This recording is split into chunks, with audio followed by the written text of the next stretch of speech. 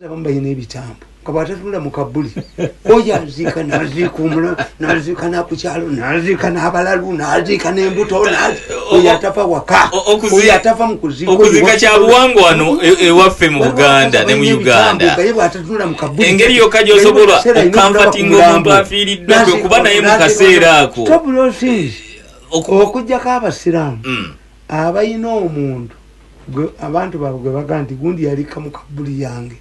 I want somebody to tell me muntu ki gwe bali bazishe n'alemerawo mulaba abafyuna abo abafyuno bagezi kasabadya kabuli kasabadya mirundi omugagga ne babagulako kofini ya mitwala ya milioni 3 ya 5 tebamuziikamu olwo bakola kabuli nga tetambula amuzike tumalirize bwe mubafuuza mu makubo kofini bajja nayo. Funeral companies come back with those expensive coffins.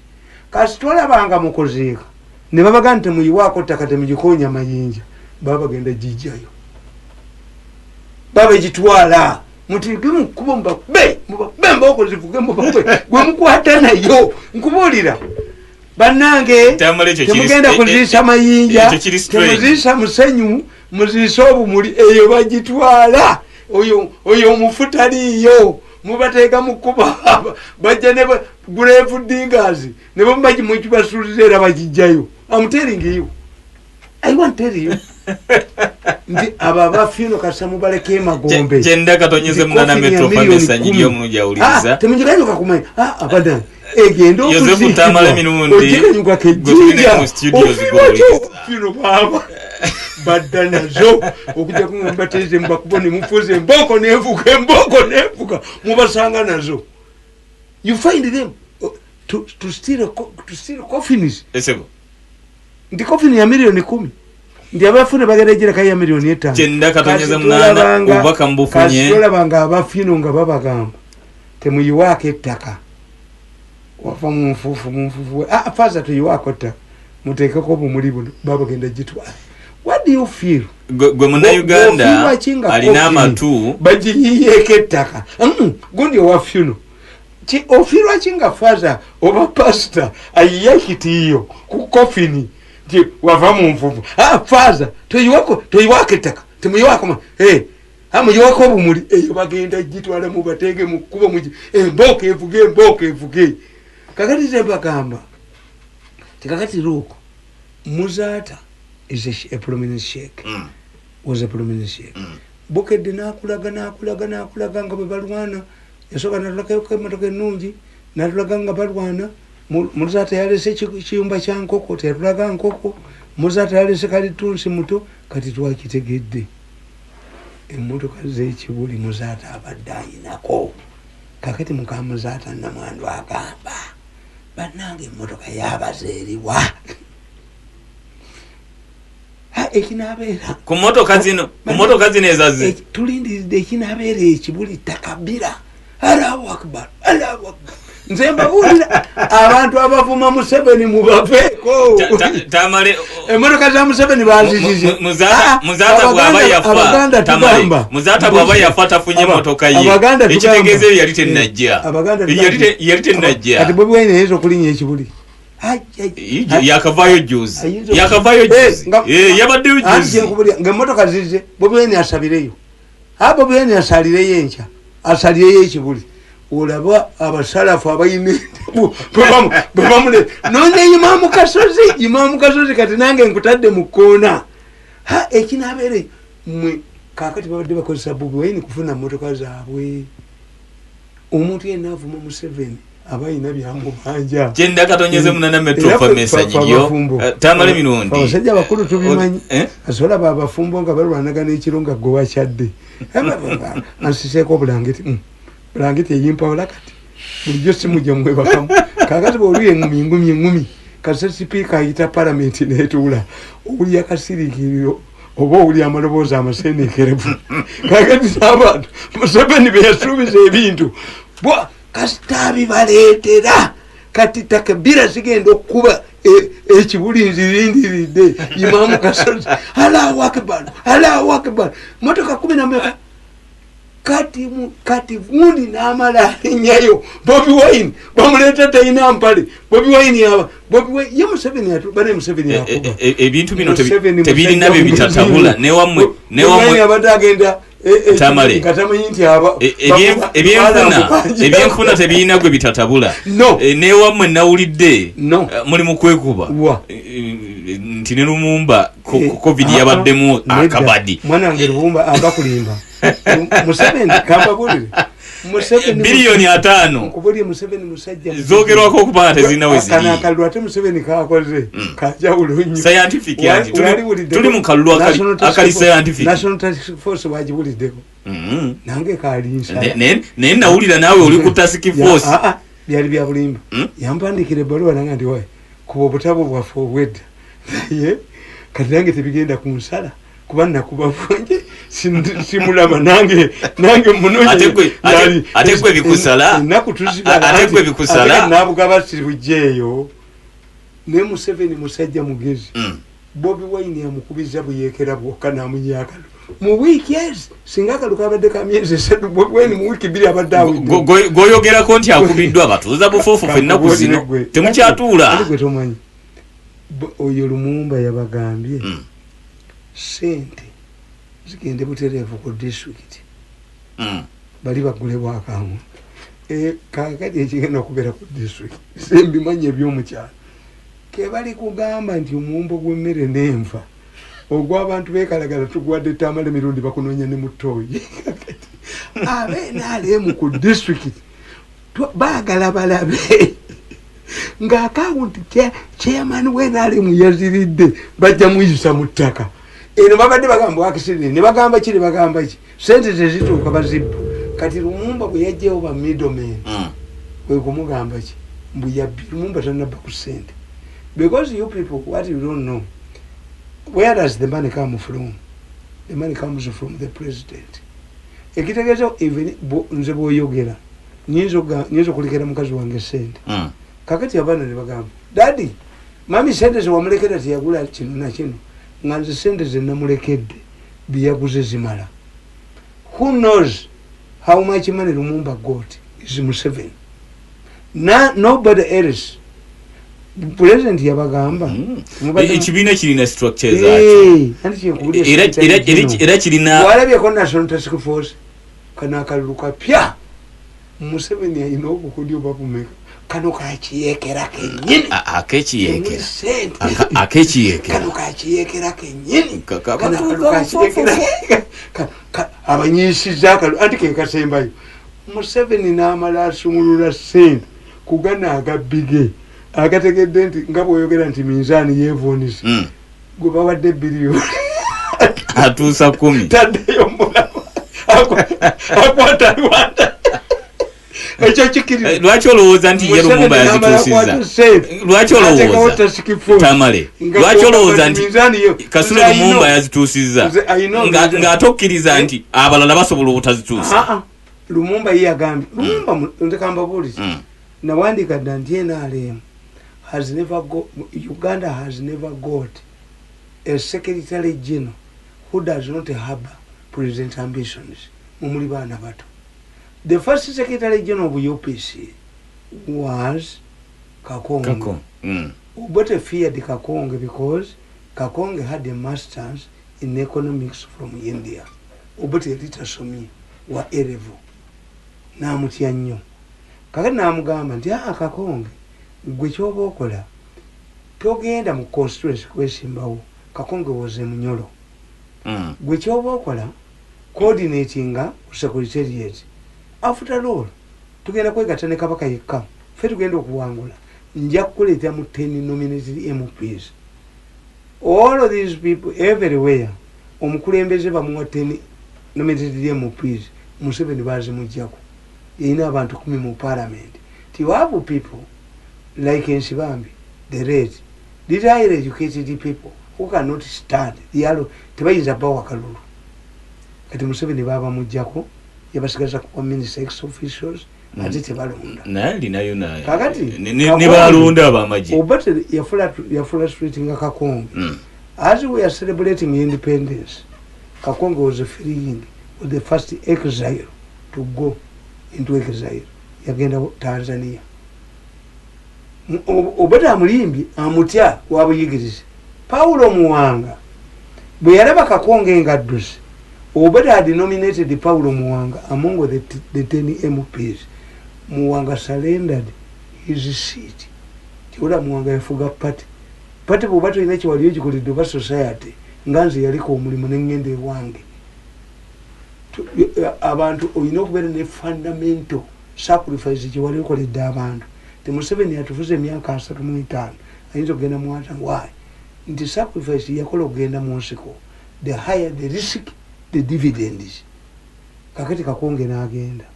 Kakonge bw'agenda Obata n'aleeta secretary general Grace Ibingira connived with the Kabaka Yekka to remove Obata in 66. Yes, sir. Obata n'agoba Grace Ibingira yabasiba mu komera n'aleeta Felix Onama. Felix Onama connived with Amin to overthrow Obata. Secretary Generals. Museveni neyereetera Mbabazi by Secretary yaleta muliddewo. There are two Secretary Generals in the history of this country that have never tried to use the Secretariat to take a power. That woman is a Kenan. Yes, sir. The second person, Luwuliza Kirunda. Luwuliza Kirunda never attempted as Secretary General to take a power from Obote. Nolwekyo oyo omukazi era namuwandika mu kitabo kye. Nawandika mu kitabo kya. Bwe baali bamulonda bamuwogeranga kakolaganye n'omukazi ali mu State House mbu ye ave mu State House afuuke Secretary General. Because these people are arrogant. They're very arrogant. I don't know whether NRM can survive without Museveni. Arrogance. Chenda katonyeze munana tamalo yagala ebigambo byagala fanagana bya President Museveni byategezeza nti bwatunula talaba. Ani gwayinza kwasa gwanga lino. Ate kakati ekibye kiriwo. Okote kuba. Nedda. Kuyisa mba na Uganda lugayi. Bibiri. One. Ekisooka president naye abagudde. For 30 years you have not produced a leader. Who can replace you? Kakati ekyakolebwa. Who can anti muti mukimanyi. suit your legacy? How can we recruit leaders? We have Museveni introduced several centers of authority, the catchment areas. How many mayors? Mu France, bubera mayor wa Paris, oba mayor wa Kawempe, obujja kufuga France. Most of French presidents, apart from Charles de Gaulle, were former mayors of Paris. Tubakiyita Paris, yes, tebajogera. Neka tunulira lukwago meya wa Kampala. He cannot have akolera message atayina kyalina. Chairpersons ba district babba michomo. Tell me one chairperson of a district who can be president. Because decentralization means that the district chairperson is the president of that district. Baliwa. What is ngaba governor of America? Many presidents are senators and governors. Why? And when you come to Washington, what is added on as a governor is foreign affairs. Nti chairman wa district yali badde nga mumuva abanasikira Museveni need babba michomo babba butale kati okachimenti eri yanefu. The districts cannot. MPs, you tell me how many MPs bisobola kujja mu bafuke ba president. Siri the money issue. Abaganda bakugamba tikitagenda azala bagenzi. A person, when a person lives longer, buries his own children. Because the NRM has lived longer, potential bamanya musigabani who had brains. Kati chobola banti Bobi Wine yazina abakanga. Why? Society yaba Bobi Wine. Era nabandika mu 2017. Timwe mabulire.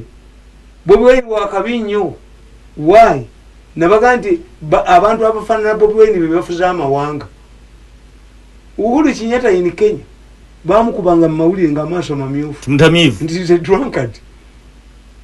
Waliwo omusajja bamuyita Modi, prime minister wa China wa India, muhindu, tebalya nyama yagiwera, yasanga n'embogo tebalya nte ne bucha y'embogo yagiwera. Is a Hindu nationalist.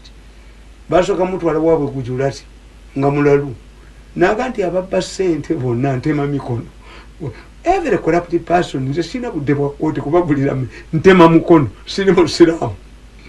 N'atema abantu emikono ewaabwe Gujarati tebadda mukumbi. Oyo omusajja Modi owa India bagenda ne batta omuwala omuyindi ku train ne bamulepinga ne bamutta. Modi yakwata abahindu banne ne balumba ekyalo ky'abasiraamu ne bateebi innocent people. Abantu bolaga ng'example tatamale ekyo kiraga nti Honorable Kyagulanyi ekifaananyi kyolaga nti Honorable Kyagulanyi asobola okukulembera eggwanga lino. Gentleman ayinza okuteekako bulletproof ekyo nanoonya akalulu Kyagulanyi omuyita waakuzannya from the ghetto ne bamukubatiya gasa. Olaba bano olaba muli yati eyakulya mu byebbeeyi bamukubatiya gasa amala kulaba maaso ono yo wageta alumba bulumbi.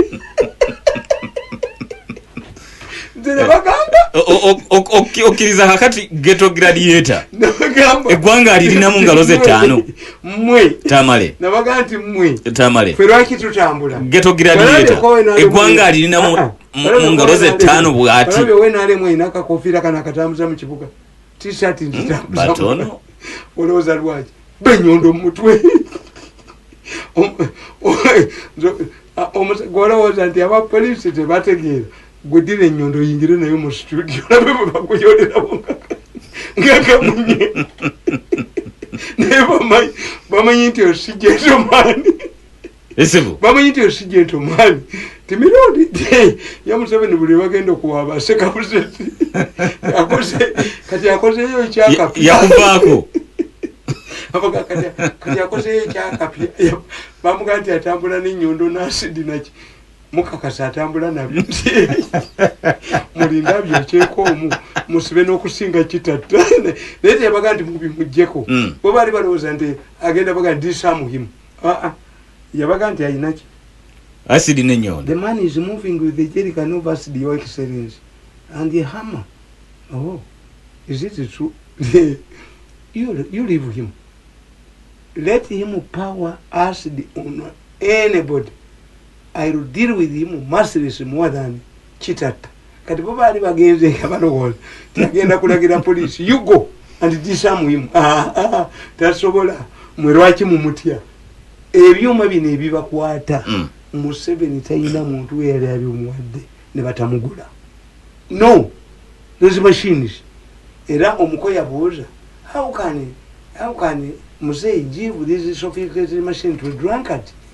To a mad man? Tebiba kubye. It was only mad man. Singa tamale bokkiriza. Singa tamale.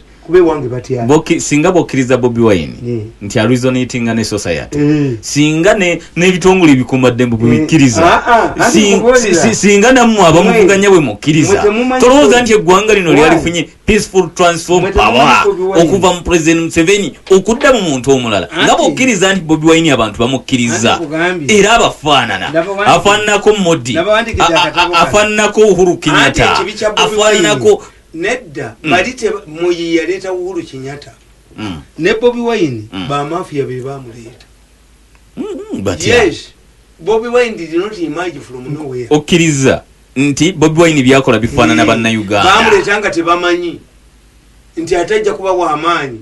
Ugandans don't need diplomats. Gwe kankubuuza omusajja ayina emundu 27 naga nti ngenze kuba gavumenti eyokero tebali mwise mulalo singa Museveni yajja ewamu n'agamba tugende ffena waaligenze naye kitange yagenda naye olaba nti Museveni yakugamba bwe bamala okuba kabamba n'abalema yatuula ku faamu ya Ssebuliba n'atuula ne banne ne bamugamba watuleese kututtisa. Museveni says we allowed these people to go back naye taboogera mannya gaabwe Museveni kwate mundu 27 it was unthinkable. They could defeat mwalaba ko ina tanka government ina tanka ina mizinga ina katuse inaje umusajja na gun 27 guns. That was madness at its level. Kakati mbwe nabano bensite banagitegeera. Kakati Bobi Wine ekizibu kye ti Bobi Wine togamba nti singa ze yekka ngaffe bwe twekoze nti tetwali anfuga tontwala mulimu nagukulira gubalekera bajja kunjonga tonteka akakiiko nno siri twakita ndi gwonvuga nontwala genda kokulima siri mbuzi. Bobi Wine sibwali ne Besigye sibwe yali. We don't have that person to do this. No amuliyati Besigye sibe amusubira mu kola amuliyati yali mu parliament ngayito kole fujeri nalinya boda nakola ki naye was underestimated by Besigye. I'm telling you nti omusajja nanonya akalu. Do you know, did anybody know mu parliament nti amuliyati just stubborn as he is nti banzi yemwe ngatto siri damu kuzambala paka gundi nalinya boda nti abakubi ekimoni idati the amuliyati in parliament katula kebisebuka embeera ekufuula but diplomats tebako kyobadde tosuubira mu muntu embeera emuwaliriza okukola ekitasuubirwa kyekyawaliriza President Museveni okukwata emmundu 27 musaasira beba ye type to counter a government erina all machinery zotayinza kulowooza. Nawatiza akatabo kange kano kali ku street kati bakatunda bookshop nkatuteyo na wali ngamba bakayitani akatabo bakayita Kyagulanyi, the rise and making of Kyagulanyi, Bobi Wine and the story of Kasobeza bamubbi wa munju ngale bomutulo okuteesa tumwiza mukwata. Bobi Wine akubye government naje kubebi moni lwachi Bobi Wine wa munju abazanya kuzanya owomunju yabatadde ku bunkenke owomu nyumba era kyavudde abateeka ku bunkenke bwabwe tamale muteriiriyo bulira wano oli anunga nkugamba myamwe erisikiteeka omuntu nkubuulira Besigye nabaga nti wa munju yes nawulira mukwano gwange Lukutana ng'avuma Bobi Wine tanaba kutuuka abulayo emyaka 2 Lukutana is a close relative of Bobi Wine. Ekyo badde okimanyi Lukutana mwesigwa yes tamale na close relative of Bobi Wine. Bobi Wine ava Gomba Lukutana ava Ntungamo nzate mpakana nkugamba tamale yogera ebisoboka akakano nakugambe. I have explained that the mafia wing of the elders who identified, nurtured and groomed Bobi Wine want Museveni in power. Ba mafia baleta Bobi Wine is the elders wing mu government. Abagala Museveni aveeko naye baali batya kubigenda maaso ebyagala okutwala gavumenti yo tamale bakubya amato ku nyanja kakati tebagamba mbusobi yabadde akuba amato ku nyanja yasaba vubi yabbe nuni. Bobi Wine atuyambye. Bobi Wine has helped this country in as force in to make reforms. Bantu bafudde tamale owoza ayamba gavumenti kusigala muyinza. Nkugamba nti because they have heavily invested in Uganda. Ba mafia baleta Bobi Wine beba invested mu Uganda. Mu Uganda mulimu group ezirwana 3 mwena alemu. Mulimu the Elders Forum ba mafia abagaga. Waliwo omuko naye ina group ye. Kakati ate waliwo group ene ey'abantu babirungi bebagobye bebakyusiza. You don't know the factors eziriwo. Yeah, you know. TNRM is split into 3 groups. Group. Tamale ekyo kitegeeza kusigala nga mukutwa obuyinza oba kitegeeza kubuluuzinga because once anti nakugamba nti ababbi bana bwe babanga ennyumba bagikuba kuva mu bisenge binoga nti beyawuddemu. None of them is thinking about bo balowooza nti Museveni kyekizibu kya Uganda have helped Museveni because they were heaping everything on Museveni bo bamusuule kyobula ba Bobi Wine tebamutegeera. Kakati nkugamba nti who are full of nkugamba unlike members of the youth wing eyomuko who are full of arrogance and think they can use money to impose or succeed Museveni have thoroughly analyzed the domestic and international trends. Bano ba mafia abakulu bafaanana group y'abantu ba birungi bajjeno birungi bano abasajja bakulu bategeera bujja ku Museveni nekiika tetukikwata ne muwanga bwe yakola be baleeta Bobi Wine. I'm telling you, nkugamba they lost a situation of spending the rest of their lives in exile or in jail. Therefore, they came up with the two measures. Esoka. Abasajja abakulu. Esoka. Abagagawadde. One, to get a political weakling or a novice politician to take a charge of the opposition as they prepare to an orderly and peaceful Museveni's succession that gives them an opportunity to stay and die in Uganda. Bagamba, one option yali yakufuna munafu. Bamuteeketeke ng'azannya Kaliyuki. Mu opposition. Nga Museveni naye bwe yeetegekera okugenda. Basigale mu Uganda baleme kudduka. Kubanga Museveni naye asibye akawunti zaabwe. N'abazungu nze bagamba nti Museveni yakolagana n'Abamerika. Abamerika bagamba Museveni please tujja kukolagana nawe ng'akalulu kawedde but make the election process clean. Abamerika bwe bayogedde nti oyo n'oyo bagobe basuzeewo abasuzeewo kubanga Museveni naye mugezi nti abo abaana ani afunyeemu yogera ku security shaka kubuli ani afunyeemu babadde bakuba Bobi Wine nga bwe bawaayiriza muhoozi sabiti okugenda sabiti tali mweno gundi birungi okugenda birungi abo bibali mu problem ewa naye bagenze lumu ye kubanga special forces yayingira mu police kyobula tulina ba inspector general police babiri olaba okyola bamugoba yasigaddewo yes kakati bano ono special forces birungi abadde ajingiriza mu police ekuba abantu katulina polake bwe bakuba meja jeno bwe bakuba bawaayiriza muhoozi kakati kitaawe n'amugamba genda okikwatemu ate tulabe banakuwaayiriza. You don't understand these things. Abadde bakuba Bobi Wine babadde Bobi Wine namukubira esimu ne muganda togenda Kayunga. Bangamba nti ali busy. Kayunga esasi yamuyita ku mutwe. Nenkubira Nyanzi ne muganda chairman Nyanzi. Temulowooza nti Museveni yabatta. Abasajja ba mafia baba wa bilioni 5.8 nga Bobi Wine ina bano yeza babaka ba parliament sino bajja mwabya Bobi Wine esasi bwe yamuyise ku mutwe yaze mulayini jagenda ayogera bakayibula ayogera bayume yaze yoneri yali alowooza jawabasajja oyinza baba abasajja Bobi Wine bamuleetako ekintu eki kyenkugambye they looked for political novice era buli afuma Bobi Wine tamuga nti musa aga tannatuuka kufuga ggwanga but as long as Bobi Wine mobilizes MPs for them naga nti ayume ayitemu naga nti kadaga ayitemu naga nti kayigula nga talina mulemu tebamukuba tear gas mukitegedde ekyo tiwe ya Bobi Wine is tear gas aba awagira wowe.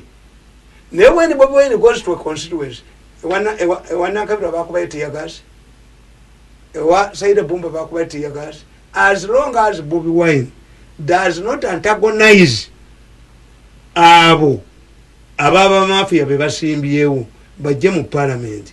Era Mwami Tamale kusuubira okulaba ebintu bino okusukaawo. Okimanyi bulungi nti Bobi Wine gy'abadde alaga tabaddeyo na candidate wa people power oba wa NOP. Ekyo menye kitegeeza wakita inayo candidate onofugote eggwanga yakajja yes kitegeeza lolo ye 80% bana 80% ekibiina kipya nkubulidde kijidde mu kiseera kya election ani abasasulira Bobi Wine tomuyita wakuzanya Bobi Wine bamuteeka mu DP block n'agigoba yonna bakamiliyoni bamabiche bamukwako bani yabagoba Bobi Wine gundi oyo gundi ani yimbanga esitu gitunda teka tinayimati mayinja mayinja bamusirika de yake te Bobi Wine mayinja abadde ku simu ya Bobi Wine kujja ko message nti oyo mufere I know kakati nkugamba nti this is why they abandoned Dr. Kizza Besigye and identify Bobby.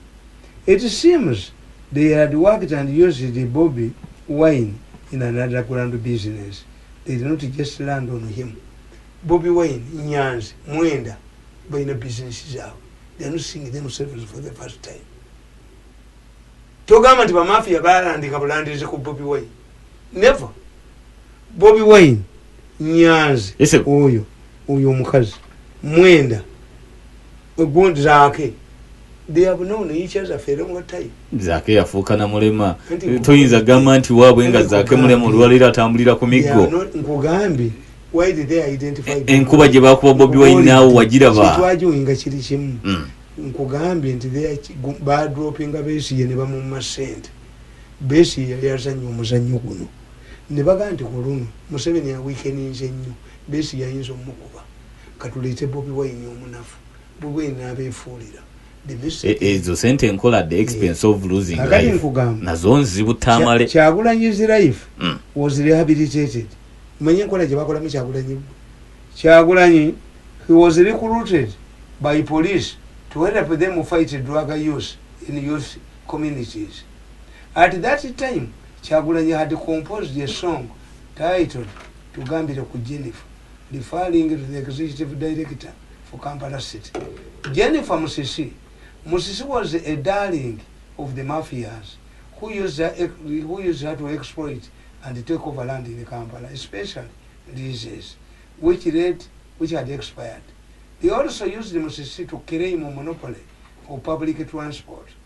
Kyagulanyi was paid to attend Musisi's annual galas in Kampala, city where billions of both public and private funds were sunk. Kyagulanyi went for an HIV test, which was publicly publicized by Bukedde, the newspaper. Under the control of Kabushenga, Kyagulanyi officially married at Rubaga Cathedral, and the mass was presided over by the Archbishop of Kampala, Cyprian Kizito Lwanga. This was intended to reinvent Kyagulanyi from the lad in the ghetto. This also explains why Kyagulanyi was common on Museveni's mobilization functions. Teyimbangako. Akitufu yayimba na ye mu kiseera kyo yali mukozi wa nsimbi. Nti bamulandingako bulandinzi. Never. Tamale. Kyagulanyi. Oyogera ku Kyagulanyi mu myaka ya 2007. Was prepared. Yabaddu ekimukubya yava ku loolo yabaddukako. Mukalulu yayimba 2011. Kampeni za 2011. Yali mukozi wa nsimbi ng'akyali muyimbi. Nkubulidde nti these mafias, the moderate mafias, they bazei identified Kyagulanyi.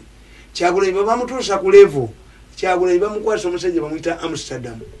Amsterdam amutwala mu America. Amuintroducinga ko CIA. Abaddukako. Kyekimukubya embooko. Omanyi nti Ssebaggala bwe yagamba nti agenda kwesimbawo. Hajji alagidde tebamukubako ng'abanoonyeza obululu. Ssebaggala bwe yava ku mulamwa ku ndagaano n'agenda embala ne baakuba amasasi mu mmotoka ye. Ekyo kimanyi? Ssebaggala nze vehicle was directed bakuba amasasi mu mataala. That was a sharp shooter. Why? Ne Bobby Wine kyekimu bade bamutidde Kayunga ate bakutta bakuba esozi nekuyita ku mutwe nodda ku mulamwa mubayita mmere. Mubayita mmere abasajja abo nze singa siina biribiri nakoona obutwe mitwale ebirundi singa siina biribiri ayayaya singa nafadda biribiri lwakito bikozesa ku abo wotakiriziganya nabo.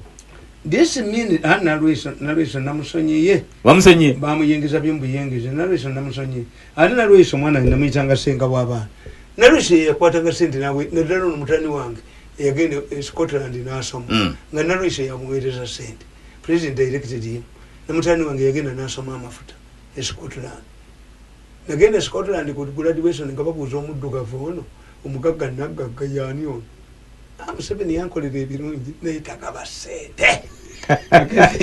Oba gwe atasimba. This means that as long as Kyagulanyi remained the mafia's gold mine, had maintained their hope to squeeze money from Museveni. The mafia, however, blundered. when they created a political party for Kyagulanyi, I have already explained that NUP, which was one of the NRM creation under the close eye of Ruhakana Rugunda and Yamanya Musega, found this way into Kyagulanyi's hands. The mafia has reasoned that investing in NRM has its problems. NRM controls the parliament through the party caucus. And therefore, they wanted another party to assist them control NRM members and the different. Banu, Bagamba, nti bwetuddira abaka ba parliament tetwayisamu NRM, Museveni abayita mu caucus. Tuteekawo ekibiina ekirala naye nga ffe tukifuga. Okitegedde? Okimanyi nti NUP kibiina kye NRM. Oyo samaki. Kiri kibiina tamale. NUP kibiina kye NRM Lugunda ye patroni waabo bulinga 30 n'amanya Musega. Era nze sewunyiza amanya Musega kuvaayo n'awagira Bobi Wine. Obwo bubiina nange namutabani wange ayinamu akake va kuno wa Bobi Wine. Nange mutabani wange ayinamu akake. Buli obubiina 100 bwa NRM. How could Bobi Wine get a party ya NRM? Bana abasajja ba mafia babala. Tuyina okufuna omujega. Abalemeredde. Tuyina okufuna omujega. Tamale NRM is a party, a registered party in Uganda. Yes. Tesobola kuba atengeri n'ebibiina ebirala byehoolinga. Wakana. Genda obuuze. Oba Lugunda ako kabina ka NUP tekali ka NRM. Bumubuuze. Nkugamba. However, creating another political party with the Sobi, Bobi Wine, at the top, backfired. Much as the mafia-oriented media and the paid-up politician exposed Bobi Wine as inferior, the international community sees it differently. Democracy means that a president is not a king. Americans and Europeans have seen well-educated people like Ronald Reagan, who was a film star, and John Major in Britain, who started Katibana Abasajja Chebeera. Abazungu bagala Bobi, America bagala Bobi Wine. Besi yagenda ne bakuba Twin Towers. America pressure jetadde ku government ya Bobi Wine gwejetegeera. Bobi Wine afiitinga mubali benna kugambye. Ti America yeetaaga abaana abato okugoba abachina mu Africa. But abafa ku education. And even if you are not educated, they can get you handlers. John Major alita somye. Chenda katonyeze munana tamale kwata. Ronald Reagan alita somye nnyo. Okitegedde kyegamba. Kwati musoma katabo kange kano mulabe the making of Bobi Wine. Nti ba mafia be bamuleeta. Nti baleeta Bobi Wine. N'abafuukira. Nkugamba nti bensobi gye baakola. In politics is based on numbers. How can a marijuana smoker, as they talk about Bobi Wine, get an endorsement from people and attract large crowds? Why is the government concentrating on him and leaving him to courts of law, or to not leaving him to courts of law or voters? In fact, Ugandans prefer a marijuana smoker to highly educated individual like Amama Mbabas. And this is why his critics have learned back to the drawing board. His example is comparable to a professor who loses his beautiful wife to an illiterate houseboy. The real reason is that Ugandans, especially the youth, have lost confidence in the elite who have failed to solve their problems. Bano tebakitegeera. Nti Bobi Wine si munafu. Okuvuma Bobi Wine n'omuga munyu wanjaga. Atenga kwa muyita rehabilitated himself first. Na luyimba simanyi twanywanga amasada simanyi twakolanga ki. Lufaanana olwakafeero. You rehabilitated him. Kyagulanyi yekolamu omulimu. Bamukolamu omulimu. Nga tewali amukoze omulimu. Bamukolamu omulimu. Because this was a personal initiative. Mbagamba bulijjo. Nti singa omusajja bakugamba nti yatomerwa endiga. Oyitoka mukazi wa mukuule. Lwaki okuba enduulu ng'eyatomerwa endiga atwala mukazi w'omulooki anti oba kuswadde talina kyagenda mukola ekikubya enduulu kiki kagezi oba Kyagulanyi muyaga ng'abantu tebasobola kulonda muyaga lwaki mukuba tiyagaasi. It's a contradiction. Tamale. It is also a contradiction. Bobi Wine bwaba waabwe nga ati kugambye ya creating abantu ababe factions esatu mulimu group y'abasajja abakadde abayinvestors abamu international trend baleeta Bobi Wine kuwamba opposition bonga balowooza nti olunayogera nti Bobi Wine abantu bajja kuvuma muvume. That's what I'm telling you. Mulaba abavuma Bobi Wine tebamuvuma tasobola baka wa parliament, tebamuvuma nti mobilizer, bamugamba tasobola kwa president. He has gone beyond his assignment. Ngabo gani nti nze mirundi bakugamba boba je bafune company esasule wano nze nzije njogere how bwe bujozi bwe batunyinako. Somebody believes nti nze ujja kujosasule wano a company mirundi ajayogere bogeza how amwalo kanti I cannot, if you cannot give him my money nsasula wano sente lwachi bututuka mu kalulu oleta dombo. Ebyo bikole Rogers mulindwa bikole ofuno not me nti bobo batuka ku sente ebyo bikola mu marriage whether there are visitors, important visitors, the housewife who cooks food, not the house girl. I've been running my programs here. Why do you believe that somebody should form a company? Ya jasa sule oneyambi sengachi. Who are you?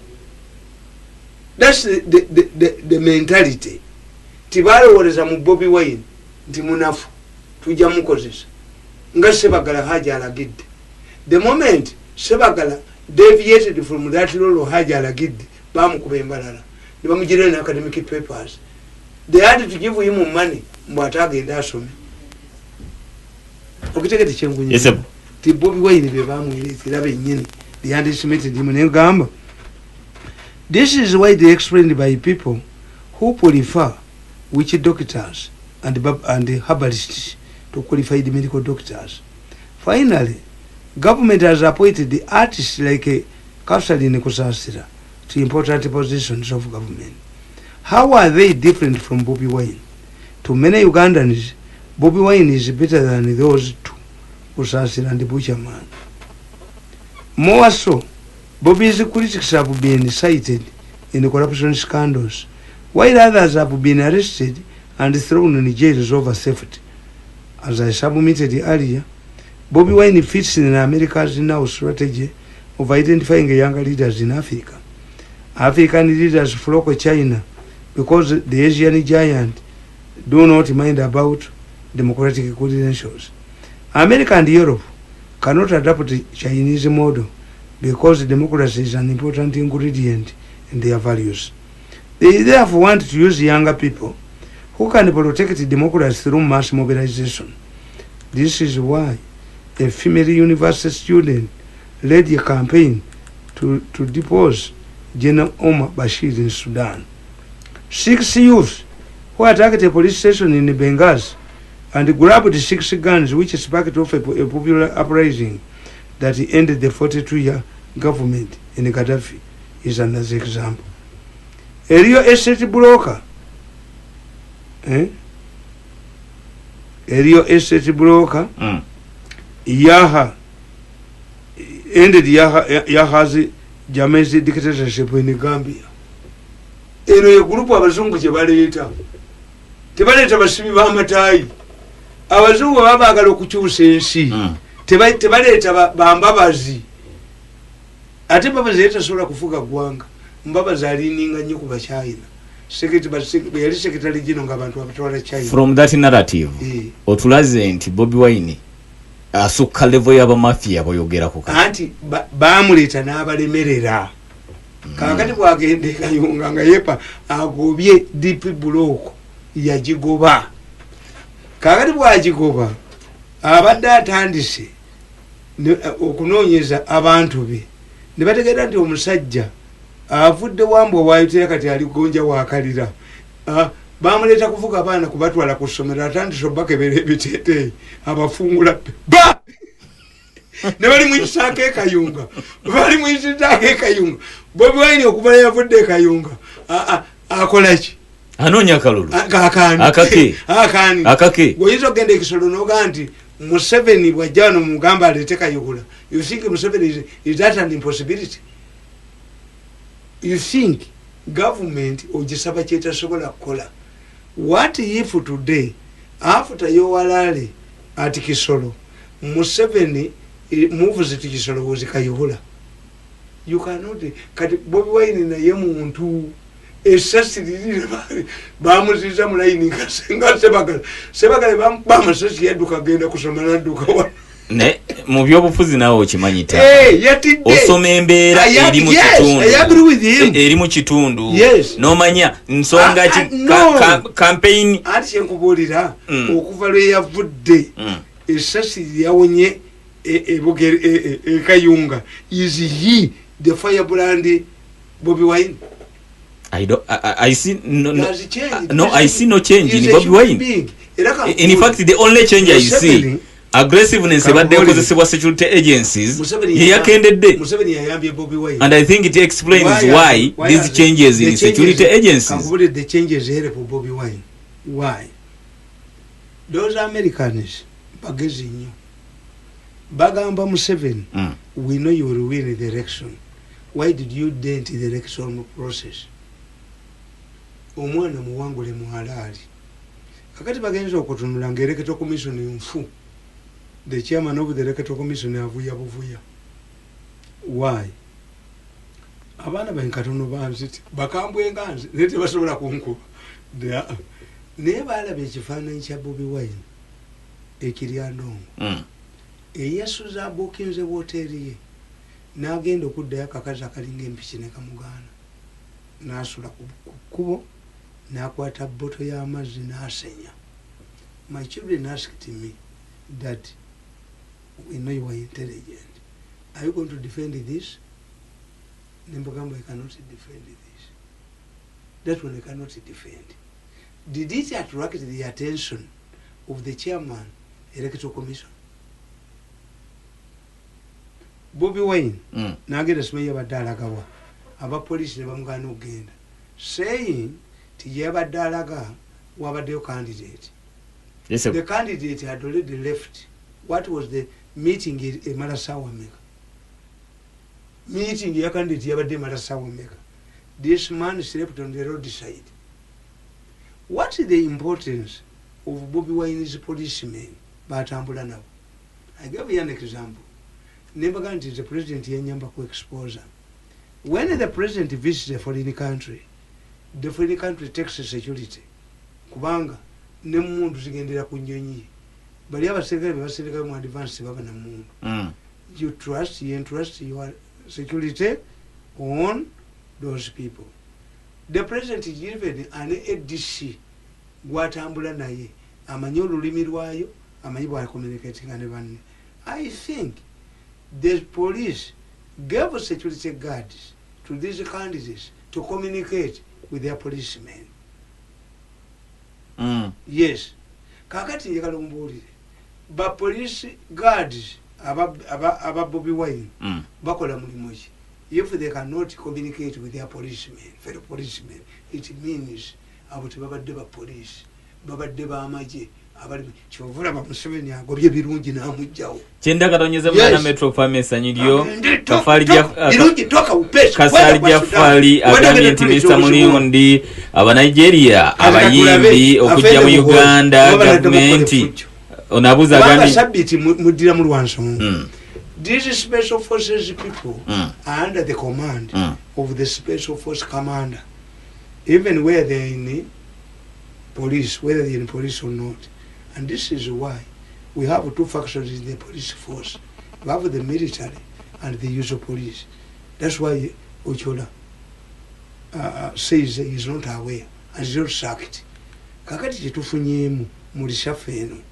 Bwana babadde bakuba Bobi Wine babadde ba police. Babadde ba special forces. Kakati kalete nga bamala obako bawayirizani muhozi. Lwaki Muhoozi atabaddeyo? Muhoozi abadde just a presidential advisor. Tukimanyi tulina Muhoozi project ne Lwabwogo project. Waliwo n'abagira Lwabwogo. Izo mbadde sizimanyi. Yes. Era you write about it.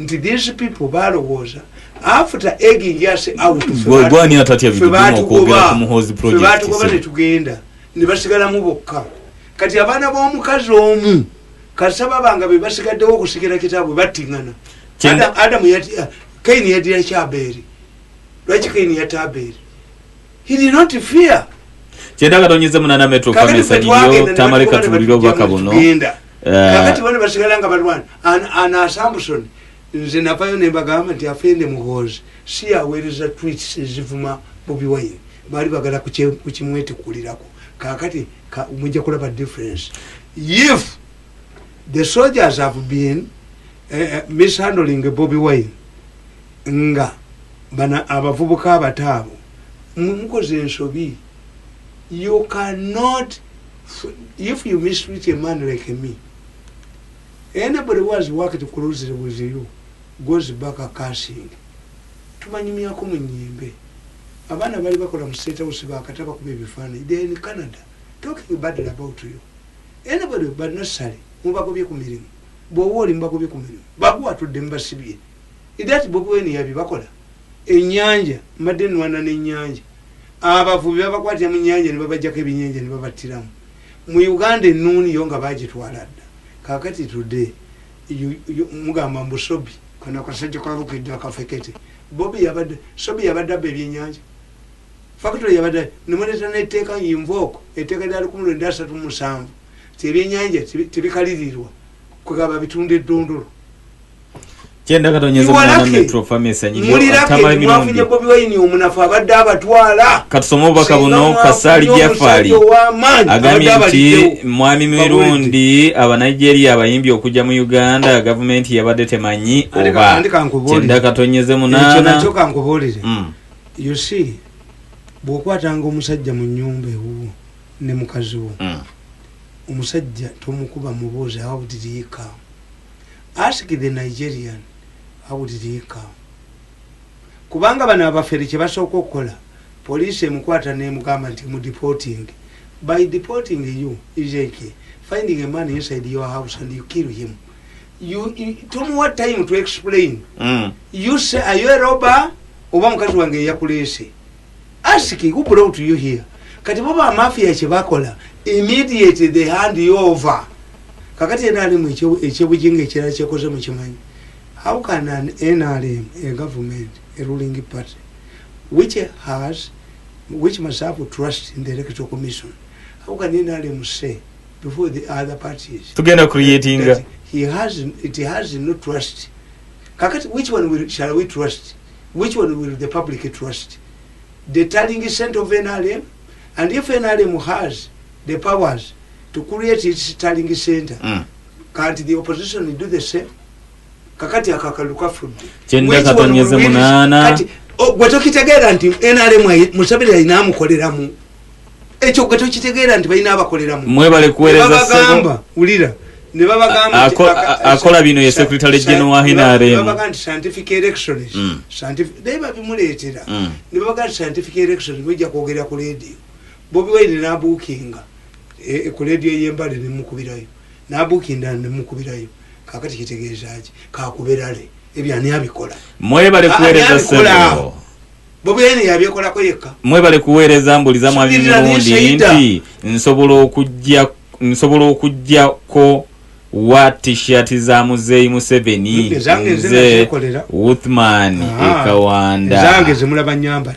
nenkufira roza walwajina nenkufira wali ojirabye naleta nenkufira mutwalo gumu ngandoza nja mulaba nzikiria lingezingire ansinyiwe taxi gundi zine nkufira nazireta naye sinaba baluwa yange teyajiddamu kakati gwoloza nti abeena mbamanyidde okugula ebintu abeena mbamanyira byabwerere that's why bwalabe bifaananyi bya Bobi Wine bwaziweereza nekikulya bwaziyingiza nekikulya anti nange abeetolodde Museveni tebanjagala waliwo yali emiliyoni zange 600 nga pulezidenti yagambye bazimbe naye ate ekyenja omukola njabwe alifa enyuma ajeetakuza mayinja